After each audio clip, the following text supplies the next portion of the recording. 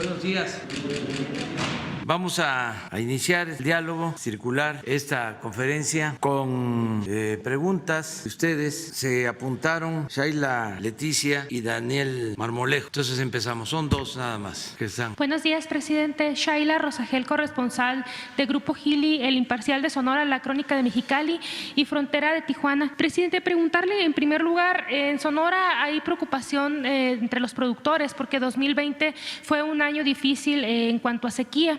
Entonces, preguntarle si tiene información sobre este problema de la sequía en la entidad y si se contempla para este año apoyo para el sector agropecuario. Sería la primera pregunta. Sí, vamos a estar apoyando siempre en Sonora y en todo el país, pero no hay algo específico, no tenemos ningún reporte de que se vaya a agravar el problema de la falta de agua en el país. No es ese el pronóstico que se tiene. Vamos a esperar y le vamos a pedir a Blanca Jiménez de la Comisión del Agua que elabore un reporte de pronósticos sobre sequía para este año y lo vamos a presentar. Gracias, presidente. Y sobre la conversación que tuvo el canciller Marcelo Ebrard con el asesor de seguridad nacional del presidente electo de Estados Unidos, ¿qué detalle tiene esta plática y si se esperan otros acercamientos entre funcionarios de secretarios de México y del próximo gobierno del presidente Joe Biden? Sí, a partir de la conversación telefónica que sostuvimos con el presidente Biden, se acordó empezar a ver algunos asuntos bilaterales que tienen que ver con la agenda de México con Estados Unidos, en particular lo relacionado con el tema migratorio. Entonces eso ya se está tratando. Fue el tema principal de esta conversación que tuvo el secretario Marcelo Ebrard. Y hay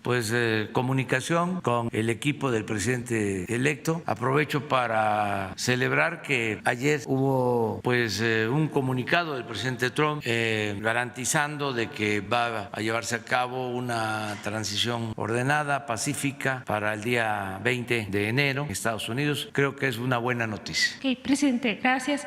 Respecto a su propuesta de que el INAI pase a una secretaría específicamente, usted habló de la Secretaría de la Función Pública ayer. Preguntarle, presidente, ¿cómo quedará garantizado el ejercicio de la transparencia del gobierno federal con una modificación tan importante? ¿Cuál es el planteamiento legal para garantizar el derecho de acceso a la información a los mexicanos y la autonomía de este organismo? Sobre todo que desde la creación del INAI para acá hay como 12 millones de expedientes clasificados desde que se fundó el INAI y son las dependencias de Estado las que clasifican los expedientes, entre ellas, por ejemplo, está Secretaría de Hacienda, Gobernación, la misma Secretaría de la Función Pública, Profeco, la entonces PGR, Migración. Es decir, ¿cómo se va a garantizar que los mexicanos tengan acceso a la información y si ya no habrá reservas, expedientes reservados con esta modificación que usted plantea? Sí, vamos a hacer un análisis minucioso de lo que más conviene. Desde luego, garantizando la transparencia, que es una regla de oro de la democracia. No significa tener transparencia el que haya un aparato burocrático creado con ese propósito. Ya eso quedó de manifiesto. Se creó el aparato burocrático para la transparencia y no hubo transparencia. Se reservaban los asuntos que no les convenían a las dependencias. Es decir, no les convenía que se supiera, que se dieran a conocer documentos, papeles. No había transparencia. Yo les recuerdo que apenas se inauguró lo de la transparencia y durante el gobierno del presidente Fox se decidió mantener bajo reserva las condonaciones en los pagos de impuestos de las grandes empresas. Esa fue la primera decisión del Instituto de la Transparencia. Otra decisión así significativa es que el expediente de Odebrecht lo reservaron, lo guardaron, no se transparentó y esta fue una una decisión, aunque sea paradójico, contradictorio, del Instituto de la Transparencia. Entonces yo celebro que ya se haya iniciado el debate sobre estos organismos que se crearon durante el periodo neoliberal para aparentar de que iba a haber transparencia, de que se iba a combatir la corrupción, de que ya no iba a haber monopolio, cuando lo que han hecho es servir de cortinas de humo para que se cometan ilícitos y haya ocultamiento de información.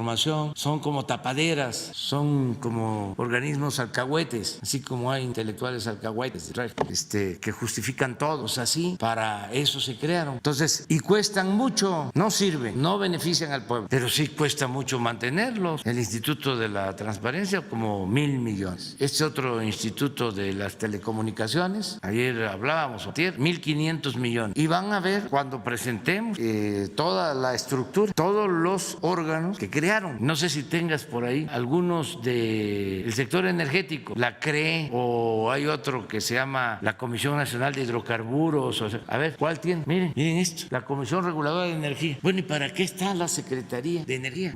¿Cuántas direcciones? Pero así como estas, deben haber 50. Entonces hay duplicidad. ¿Por qué crearon todo esto? Bueno, para que los beneficiados con las privatizaciones tuvieran su propio gobierno, que ya no importara la Secretaría de Energía, ni Pemex, es una empresa más como cualquier empresa particular, privada. Ya eran estas reguladoras las que decidían. Y deciden la Comisión Federal de ISAP, no, pues también sujeta a organismos de este tipo. La Secretaría de Comunicaciones, bueno, esta de competencia. Les voy a poner un ejemplo. Cuando propusimos que se reformara la ley del Seguro Social para la administración de afores, beneficio de los trabajadores, y que cobraran menos de comisión las afores en beneficio de los trabajadores, se presentó la iniciativa hace unos meses. La responsable de la Comisión de Competencia fue a defender a las afores, alegando de que no se podía poner un tope en el cobro de las comisiones, que se tenía que dejar libre. ¿Para qué? Para que las afores siguieran cobrando por encima de lo que se cobra en el mercado internacional, afectando a los trabajadores. Entonces, ¿qué utilidad tiene ese órgano? ¿En qué beneficia al pueblo? No tienes ese organismo nada más para ver su estructura de manera descarada en apoyo al sector financiero, en contra de los intereses de los trabajadores. Entonces, es un buen debate, aunque todos los medios de información, o la mayoría, pues estén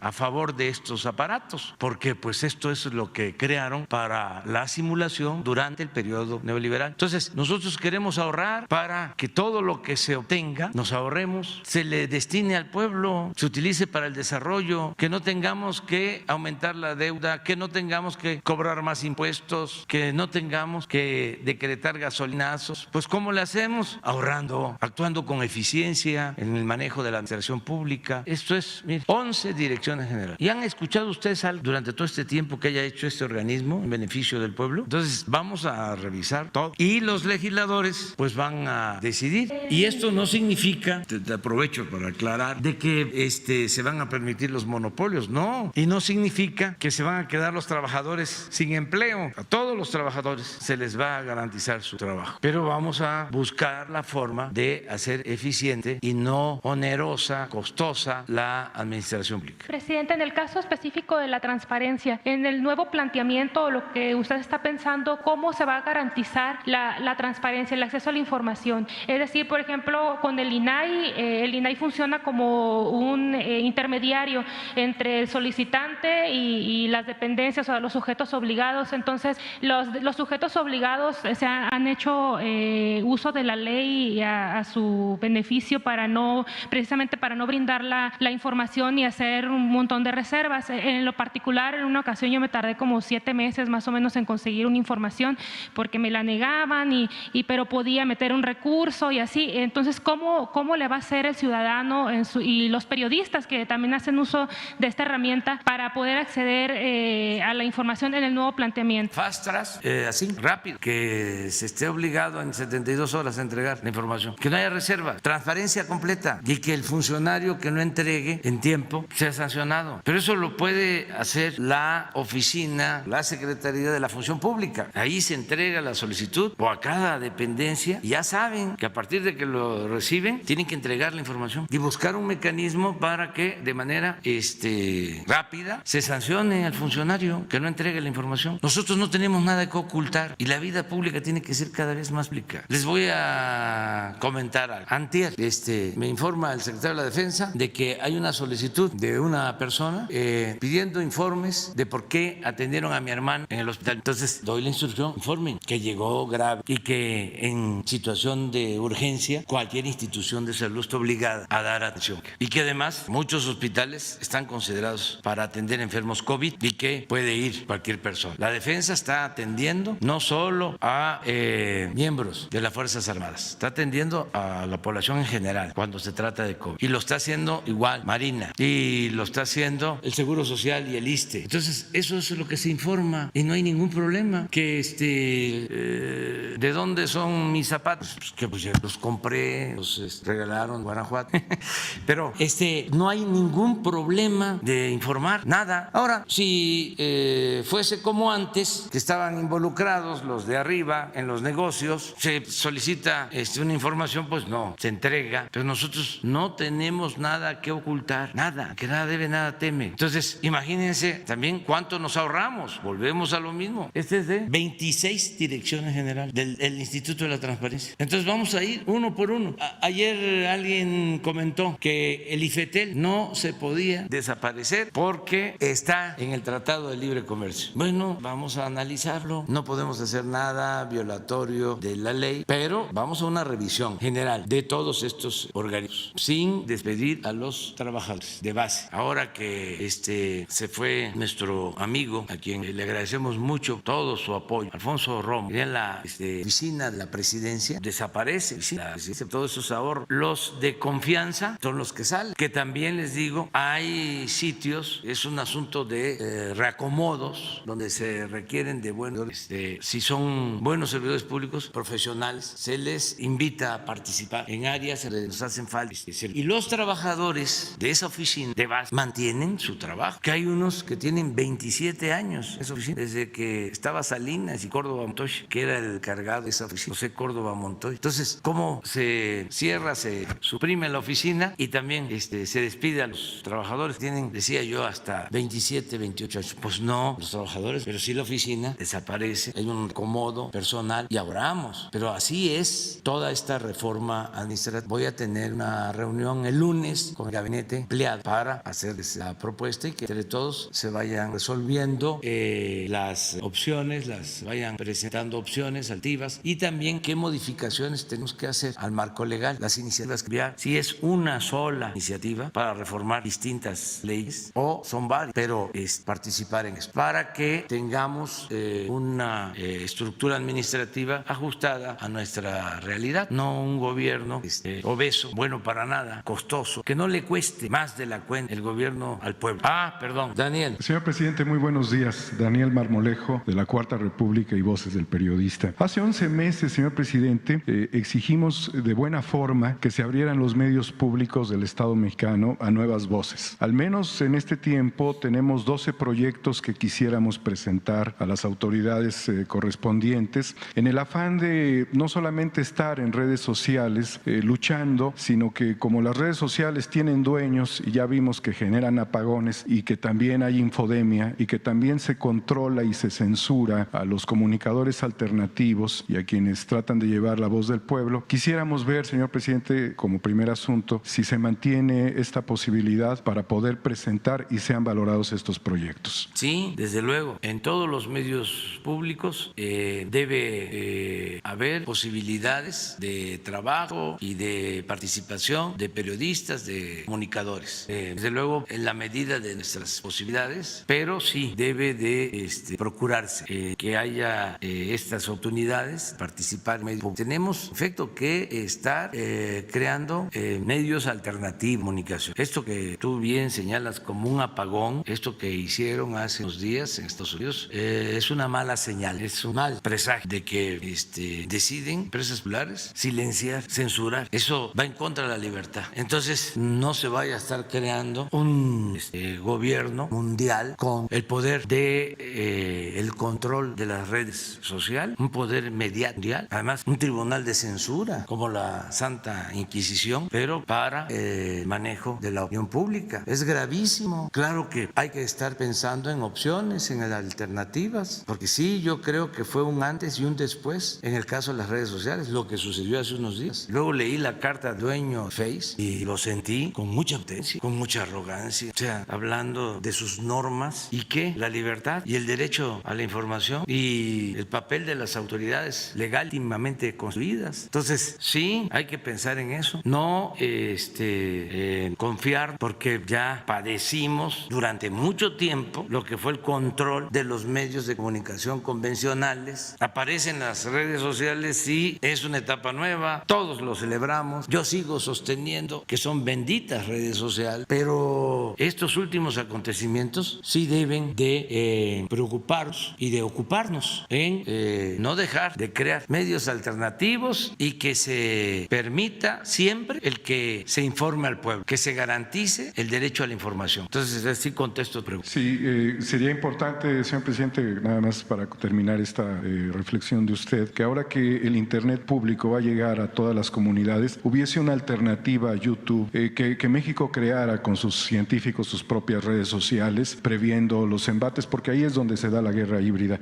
Señor presidente, en uno de los proyectos que hicimos, que se llama Cuatro Titanes dentro de la serie Incorruptibles, presentamos en las 2 últimas semanas los análisis de 4 psiquiatras quienes valoraron a los expresidentes de México desde Salinas hasta su antecesor. Los resultados son devastadores para el pueblo de México. No solamente se ha luchado contra el neoliberalismo, es lamentable decirlo desde el punto de vista humano y sin el afán de estigmatizar a quienes padecen enfermedades de este tipo, que es parte de la condición humana, pero México fue gobernado por personas con serios problemas. La conducta general que plantean 4 psiquiatras de muy alta valoración y un neurocirujano está definido como narcisismo maligno. Imaginemos cómo se le ha entregado el poder público a estos funcionarios. La situación trasciende en este momento de manera significativa porque la Fiscalía General de la República ha hecho un anuncio de que estarían prácticamente judicializándose las carpetas de investigación sobre el tema de Emilio L. Los implicados son justamente 3 expresidentes: Enrique Peña Nieto, Felipe Calderón, Carlos Salinas, funcionarios de muy alto nivel como Luis Videgaray, José Antonio Meade, José Antonio González Zanaya. Ha habido, pues es una gama muy amplia de funcionarios. Quisiera omitir los nombres por respeto a cualquier investigación, pero estamos prácticamente en los albores de que en México se haga justicia y que lleguemos quizás a un maxi proceso. Esto es fundamental dentro de la transformación de México y quizás es parte del llamado que usted hizo respecto a que estos temas estaban aparentemente estancados. Sabemos, y por lo que usted también ha señalado, de la autoridad y el valor que tiene la Fiscalía en México, la importancia que se le da, pero también ha habido una preocupación social muy grande sobre estos temas. ¿Cuál es su reflexión, señor presidente? Muchas gracias. Bueno, no me gusta, no estoy de acuerdo en hacer pues ningún comentario sobre las características personales de ningún servidor público actual o pasado. No considero que eso deba tratarse. Somos libres y cada quien hace su valoración. Lo que sí considero que debemos de continuar luchando contra la corrupción, contra los abusos de poder, contra el mal gobierno. Eso tiene que ser algo central del país. O sea, es un objetivo básico, el que no se permita la acción, el que no se permita el influyentismo, el que no haya impunidad. Por eso lo que está haciendo la Fiscalía es correcto. Y también recuerdo lo que se va a llevar a cabo cuando se le pregunte al pueblo si quieren que se juzgue o no a los expresidentes. Esto es un avance importante. Yo he sostenido que soy partidario de pensar hacia adelante, de no anclarnos en el pasado y de gobernar con el ejemplo, de decir ya hay una etapa nueva, estamos en un proceso de transformación y lo que vamos a hacer es evitar la corrupción, no hacer lo mismo, porque era cruel el que llegaban, encarcelaban a algunos, utilizaban chivos expiatorios y luego ellos hacían lo mismo o peores cosas. Entonces es un punto final, eso fue lo que planteé, y hacia adelante que nos juzguen con severidad. a los nuevos servidores públicos. Por eso es que mandé la iniciativa para que el presidente pueda ser juzgado en funciones como cualquier ciudadano, que no haya fuero presidencial. Entonces, lo que esté en proceso, que también no puedo jugar el papel de encubridor, no soy tapadera, lo que está ventilándose en la Fiscalía, pues eso sigue su curso, porque yo no le voy a hablar a Alejandro Germanero para decirle, y además él no me lo permitiría y haría bien, no le voy a hablar, no continúes con este proceso. Él es libre y es una institución autónoma y tiene todo nuestro respaldo y le tenemos confianza al fiscal. Entonces, lo que ya está en curso, que se inició, que se desahogue, pero nosotros no vamos a perseguir a expresidentes. Lo dije, lo sostengo, no es mi fuerte la venganza. ¿Tenemos que hacer la consulta? Sí, porque de lo contrario estaría yo actuando como encubridor. Ahora, si me preguntan cuál va a ser mi actitud en la consulta, voy a votar en contra, ya lo he dicho, pero es un voto y van a ser los ciudadanos los que van a decidir. Y también, si se decide que se enjuicie a los expresidentes, tienen que contar con todas las garantías legales para la defensa. Este es el proceso. Al final, la justicia no solo es encarcelar a la gente, la justicia es también prevenir, evitar que se cometan ilícitos. Si nosotros no hablamos de corrupción, como era antes, que no se usaba la palabra corrupción, no se escuchaba. Si se tolera la corrupción, pues nunca se detiene la corrupción. Pero si se estigmatiza al corrupto, se exhibe al corrupto, si hay un juicio público contra del corrupto, con eso se está avanzando mucho en la moralización del país. Que ese es el propósito. Porque ¿qué pasaba antes? Era de hábiles, vivillos, de gente que se ufanaba de su influyentismo, de su corrupción. Y bueno, ya lo hemos dicho tantas veces. ¿Cuáles eran las consignas? El que no tranza, no avanza. Político pobre, pobre político. La moral es un árbol que da moras y sirve para pura. Era muy normal. Se le aplaudía al corrupto. Pues hasta exhibían sin ninguna limitación sus riquezas malavidas. Ahora es distinto. A ver, que ande un político en un Ferrari. Antes tenían colecciones, o si las tienen ahora, los pasados están en estacionamientos guardadas, los aviones privados, los yates. Imagínense, se puso de moda tener departamentos no solo en Miami, sino en Nueva York. Les contaba yo la historia de un político muy famoso de hace poco que estudió en una escuela pública. Estudiamos todos, o la mayoría, ahí, de gente humilde. Ahí fue subiendo, la secundaria también, la preparatoria, la universidad pública, y de repente político, diputado, presidente, y lo que sigue, le sigue, y termina viviendo en una residencia en las Lomas de Chapala. ¿Cómo fue eso? ¿Cómo lo hizo? Me platicaba un amigo de su generación, pues si lo conozco bien, sí íbamos junto a la escuela. ¿De dónde? Ahora sí que, como diría Chicoche, ¿quién pompó? ¿De dónde salió la casa de las Lomas? Adelante, ya no hay lista, ya son dos, era Shaila y Daniel. Vamos con ella y ahora vemos. Buenos días, presidente. Gracias. Sánchez Reyes, corresponsal de Imagen del Golfo. Presidente, usted en octubre pasado se pronunció a favor de que no pudieran contender a un cargo de elección popular todo aquel que haya cometido alguna agresión, algún acto de violencia contra las mujeres. En este momento hay una serie de reacciones por la candidatura de Félix Salgado Macedonio a la gubernatura de Guerrero. Pues hay dos denuncias de una misma mujer por abuso sexual en su contra. Si bien Morena ya se está pronunciando, está diciendo que hay que investigar este caso, pero ellos lo ven más como una situación política, porque puede ser un candidato que no pueda darles el triunfo, más allá de lo que realmente tiene que ver con la agresión a esta mujer, que si aún bien también están en investigación, no se ha determinado. ¿Cuál sería su opinión al respecto? ¿Sería éticamente correcto que él siguiera con esta intención de candidatearse? Sí, mire, pues es un asunto partidista y también producto de la temporada. Hay ahora una competencia en algunos estados porque vienen elecciones. Entonces todo esto genera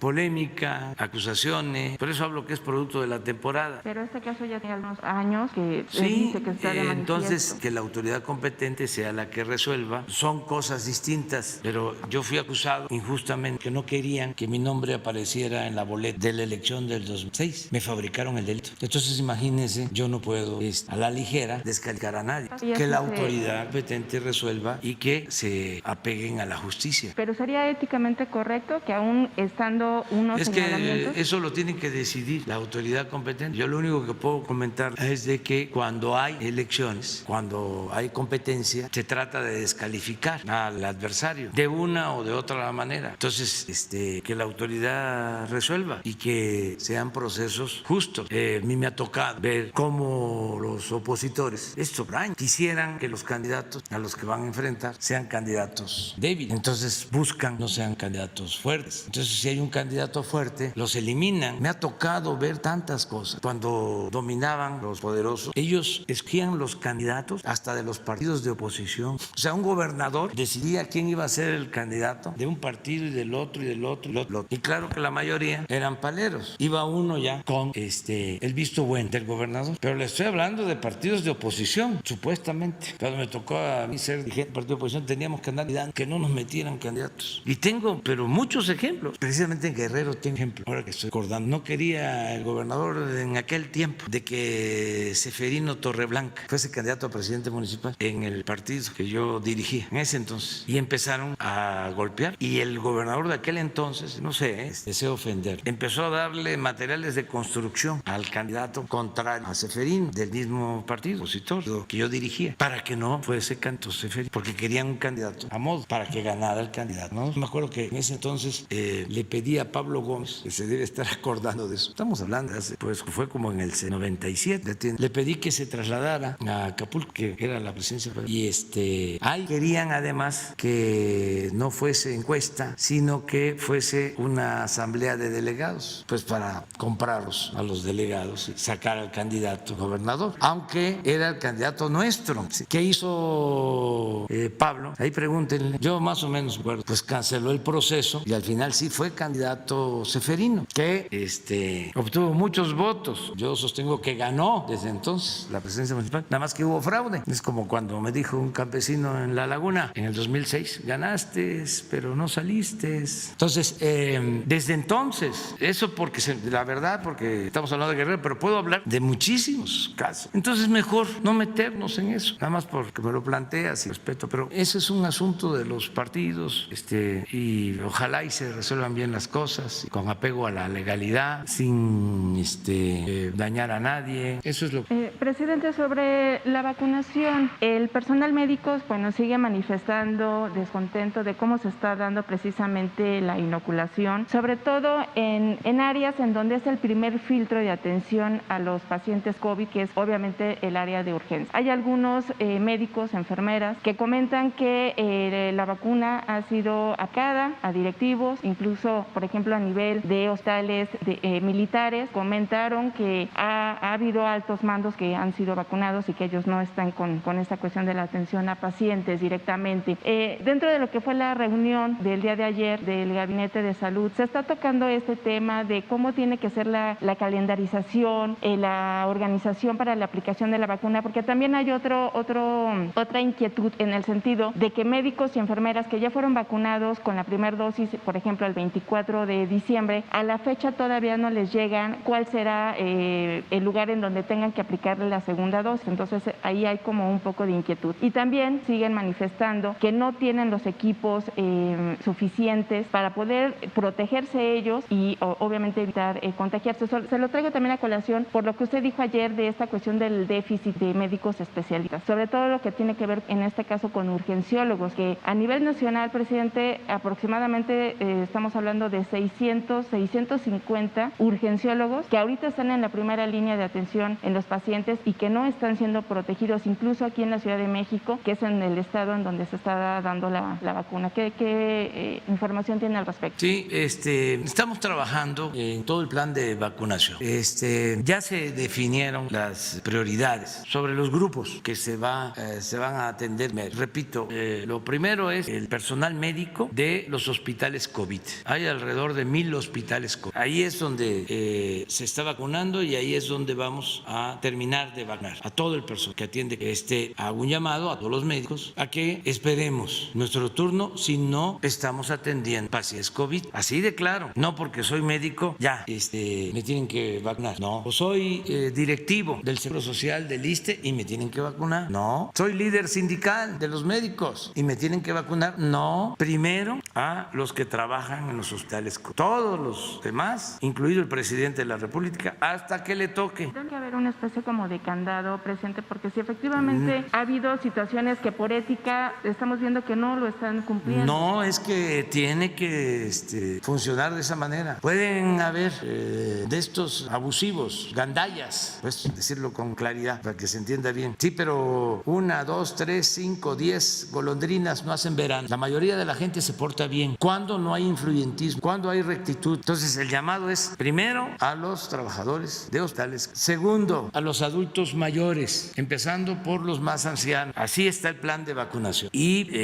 estamos consiguiendo las dosis necesarias para que podamos avanzar y nos toque a todos pronto, por grupo de edades y también por regiones, porque es nacional, no se puede concentrar solo en un estado, en una ciudad, es en todo el país. Inclusive vamos a iniciar con los adultos mayores que viven en las zonas más apartadas, los de más edad y los que están viviendo en zonas marginadas. Ya hay todo un plan nacional de vacunación, toda una estrategia. Ya una vez les expliqué que vamos a llegar a contar con 10,000 brigadas de vacunación. 10,000 brigadas, cada brigada integrada por 10 o 12 personas, tanto servidores públicos como médicos, enfermeras y personal de las fuerzas armadas. Entonces ya va a empezar un despliegue de más alcance. De todas maneras, hasta ayer llevábamos aplicadas 58,000 dosis. Seguimos siendo el país que aplica más vacunas en América Latina. Y el martes nos van a llegar más de 400,000 dosis. Y ya cada semana 400,000. Eso de Pfizer, ya tenemos el acuerdo. Hasta marzo van a estar entregando en promedio 400, 500,000 por semana dosis. Pero ya se comunicó con nosotros el doctor Hugo López-Gatell y hay muy buenas noticias de su viaje a Argentina. Está viendo ahí 2 opciones de 2 vacunas, AstraZeneca, que es posible que se adelante la entrega una semana. Estaba pensado para marzo, vamos a tener posiblemente para finales de febrero y es una cantidad considerable. Y también, al parecer, son buenos los resultados de la vacuna que se está elaborando en laboratorios de Rusia y se puede contar también pronto con esa vacuna, y lo mismo con la vacuna que se elabora en los laboratorios de China. Todo va a depender de que tengamos disponibilidad. Ya la organización para la aplicación ya la tenemos hecha. Entonces, lo más pronto posible vamos a estar vacunando al mayor número de personas. Y tenemos todos que denunciar el influyentismo, tenemos todos que denunciar a los que quieran brincarse, saltarse a fila. Tiene que ser por edades. Yo solo recuerdo un dato: si vacunamos a todos nuestros adultos mayores, vamos a reducir la mortalidad por COVID en 80%. Entonces, si no nos corresponde, pensemos en que si le damos preferencia a los adultos mayores, vamos a salvar vidas, y en tanto vamos a cuidarnos, vamos a seguirnos cuidando con la sana distancia, con todo lo que ya sabemos se tiene que hacer en tanto nos toque la vacuna. Presidente, por otra parte, preguntarle si usted tiene conocimiento o ha visto un video que está publicando en donde piden su intervención para evitar que una comunidad indígena de Tilzapote, Oaxaca, que está asentada pues en ese lugar desde hace 70 años, pero que ahora están con la intención de despojarlos de un predio en donde, por cierto, hay 2 escuelas y un centro de salud para construir un complejo turístico. Esta comunidad pide obviamente intervención porque obviamente, quieren quitarlos de su lugar de origen. ¿Qué municipio es? Tilzapote. De hecho, aquí también, queda de manifiesto la impunidad y la corrupción con la que algunos despachos de notarios están haciendo este tipo de acciones para favorecer a personas y lucrar con este asunto. ¿Usted tiene información al respecto? Sí, ya conozco el tema. Es en la costa, ¿no? Sí. De Oaxaca. Sí, está cercano a lo que fue ya una gira me lo plantearon. Se está atendiendo ya este tema. ¿Cuáles serían las acciones? Ya hay un grupo que está defendiéndolos, porque en efecto es un despojo que se quiere hacer a través de la falsificación de documentos. Lo que también es común de que se falsifican escrituras, hay a veces, la mayoría de los notarios son muy serios, profesionales, pero hay algunos que no lo son y ese es el caso. Pero ya lo estamos atendiendo, incluso lo está viendo el gobernador de Oaxaca, porque nos los trataron a los dos en una gira y ahora que regresé a Oaxaca, él me informó de que ya se estaba avanzando en la atención de este asunto. De todas maneras, está Leti Ramírez, está tomando nota, vamos a indagar para ayudar, para apoyar, evitar el despojo, eso es lo que puedo comentar, y desearle también a Alejandro Murat que salga bien porque tiene COVID. Él es fuerte, tengo entendido que corre 5, 6, 8 kilómetros diarios, o sea, va a resistir. Ánimo, sí, Alejandro. Finalmente, presidente, nada más su opinión sobre el juicio que ganó el Ballester Gordillo al SAT y que evita el pago de 9 millones de pesos por concepto de impuestos, más allá de que obviamente es una adhesión del Tribunal Federal de Justicia Administrativa. ¿Qué lectura le da usted en el ámbito político? Pues es una decisión judicial, es un tema que viene de tiempo atrás, no nos corresponde a nosotros, o sea, no surge de este ejecutivo, es un asunto del Poder Judicial, ellos son los que resuelven. Entonces no tengo opinión sobre eso.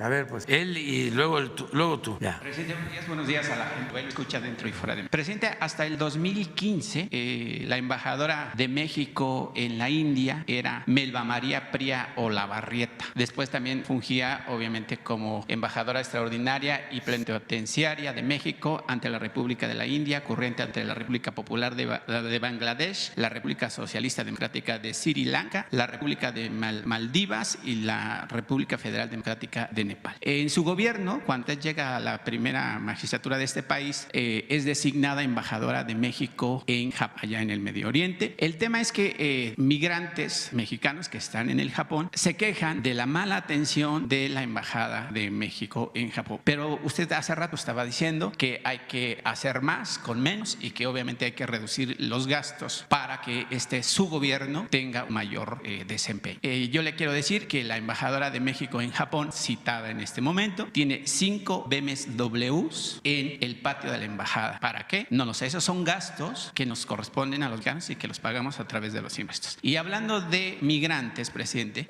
la penúltima semana de diciembre, desde que el año que terminó, yo le planteé un tema al secretario de Relaciones Exteriores sobre 1,700 empleados que pues obviamente no tenían un contrato y que estaban bajo la orden del outsourcing. Bueno, pues resulta que el secretario de Relaciones Exteriores, Marcelo Ebrard, dijo que estaba ya en trámites con las autoridades del Departamento de Estado norteamericano para que se arreglara el estatus migratorio de estas personas. Pues lamento decirle que el secretario de Relaciones Exteriores mintió porque la gente ha sido despedida, tiene años de trabajo en la embajada y en los consulados diversos de los Estados Unidos. ¿Qué respuesta le da a esta gente, presidente, que ha servido a la nación fuera de nuestras fronteras, que dejó su familia, que dejó el país, y esta embajadora que está en Japón con 5 automóviles BMW como si fuera una hacker del Medio Oriente? Bueno, vamos a pedirle al secretario de Relaciones que atienda las dos denuncias que estás haciendo. Desde luego tiene que haber austeridad republicana, tanto en los servidores públicos que se están desempeñando en el país como en el extranjero, los diplomáticos, embajadores, cónsules. Vamos a ver esta situación. Estoy seguro que Marcel va a revisar el que no haya extravagancias, no haya lujos, no haya excesos, que actuemos con austeridad. Él va a ver este asunto. En cuanto a los trabajadores, si llevan ya años trabajando ahí, laborando, consulados, pues no se va a eliminar su derecho de seguir trabajando. Algunos ya los despidieron, presidente. Por eso se van a revisar los casos. Si ellos ya llevan tiempo ahí laborando, como tú lo señalas, se va a revisar estos casos y no se puede cometer una injusticia. Eso lo va a ver la Secretaría de Relaciones. Voy a pedir que les informe. No sé si tengas otro tema, porque sí, quiero aprovechar. Dos temas rapidísimos, sí. Presidente. Me presento, soy Marco Antonio Olvera de la revista Énfasis y del canal de YouTube Marco Olvera Oficial. Usted ayer hablaba, lo vi a través de la conferencia, que incluso amigos atacaban el proyecto de la 4T y que obviamente los medios de comunicación pues habían desplegado una campaña de desprestigio de su gobierno, de cómo está trabajando y demás.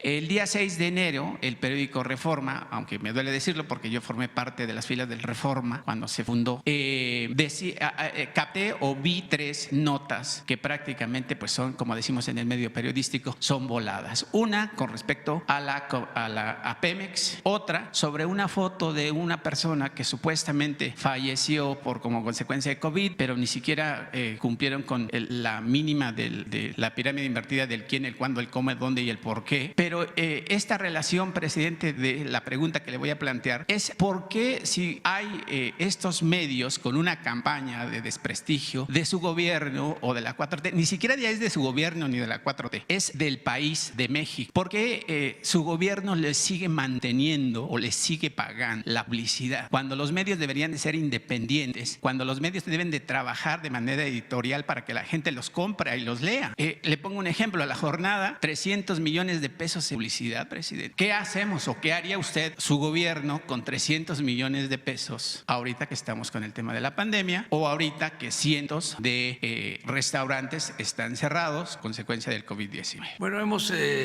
limitado bastante el gasto de publicidad.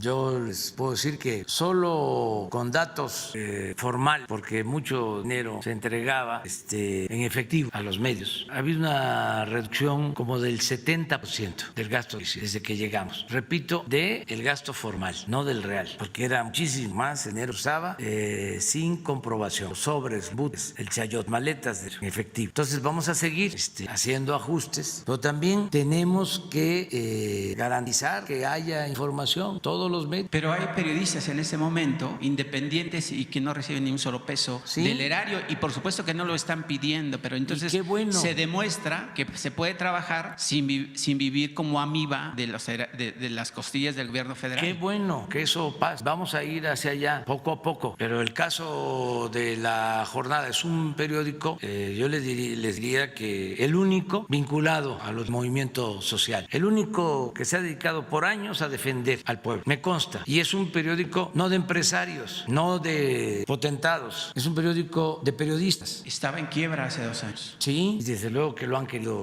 quebrar, porque ha estado informando a favor de la gente. Entonces, sí, se le mantiene un contrato de publicidad, porque es un periódico que lo leen muchos, un sector de la sociedad, y es un periódico que cumple un propósito de informar a los ciudadanos, y así otros. Lo mismo, tenemos contratos con las televisoras, pero y le pegan un día y mañana también. Sí, pero iba yo a contestar el benemérito, pero tenemos nosotros que informar a la gente. Miren, a pesar de que han crecido mucho, se han extendido las redes sociales, todavía la mayoría de la gente, todavía más del 50% de los mexicanos se enteran por la televisión, aunque no nos guste, porque ya hemos hablado de este tema. Se piensa que ya todos se informa por las redes sociales, ¿no? Y sí, en efecto, los jóvenes, ya todos, la mayoría, por redes. Entonces, todavía hay una población que sigue viendo la televisión, incluso leyendo el periódico, papel, comprando el periódico y leyendo todavía, que son procesos. Además, las redes no han crecido más porque no hay internet en todo el país. Han crecido mucho, pero todavía la televisión abierta, la televisión en general, es el medio de información de muchos, de millones. A ver si no tienes la última encuesta, la de, creo que de diciembre, una que hicimos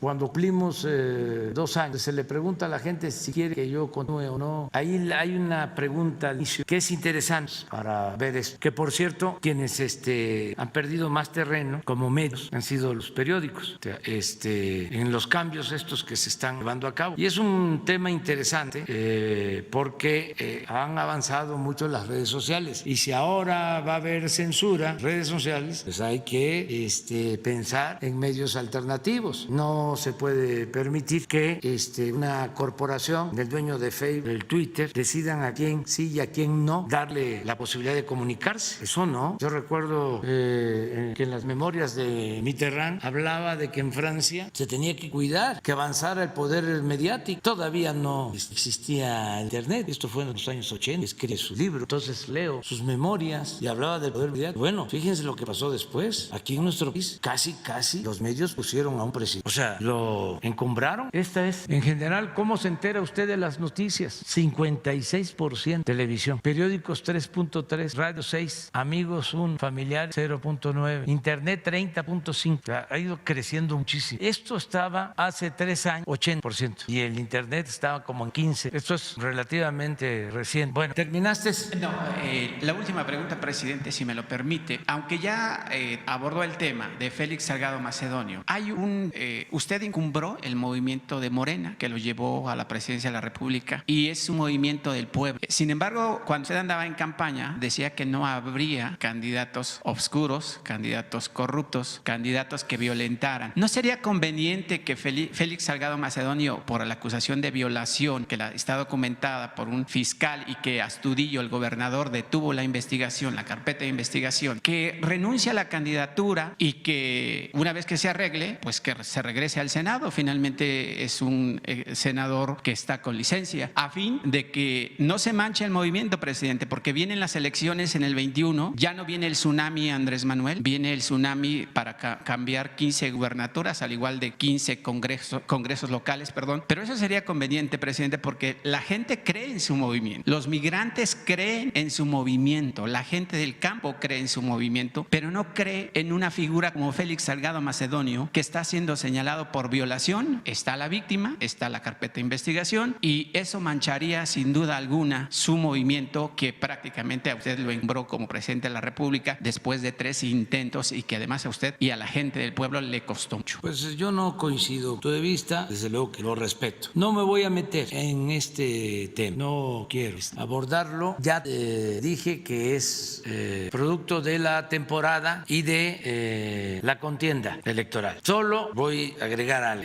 Tengo entendido, como ustedes, seguramente, no creo que todos, pero sí ustedes que son mirones profesionales y en caso pues tengo que estar informado. Tengo entendido de que la selección de candidatos en Guerrero y en otras partes del partido Morena se está llevando a cabo mediante encuesta. Eso es, si en la encuesta que se elaboró la gente pues, decide que el mejor es un ciudadano, una mujer, un hombre, ¿por qué no respetar esa decisión? Entonces, que el ciudadano es menor de edad, que el ciudadano no sabe si la persona es buena o es mala. Yo le tengo confianza a la gente. Si fuese una imposición, si no se le hubiese preguntado a los que se les formuló el cuestionario, entonces sí, sería preocupante. Pues que señor Félix Salgado Macedonio sea el candidato. Eso nadie está en tela de juicio que sea el candidato. Como usted sabe, yo también estoy informado, se hicieron 3 encuestas para ver quién podría quedar al frente de la candidatura. Pero el tema es su comportamiento, que no está en tela de juicio que la gente lo prefiera. Sí, pero hay 2 cosas.